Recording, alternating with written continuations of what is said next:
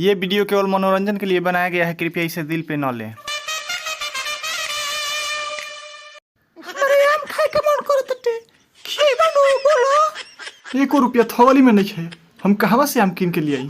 हमारे खिया बटुए 10 के सिक्का लो।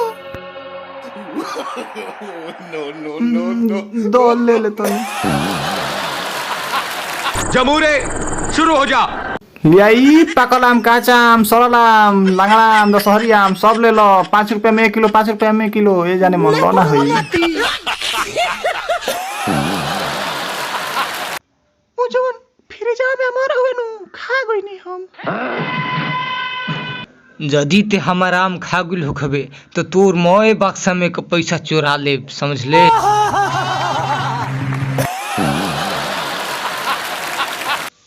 प्रणाम सर।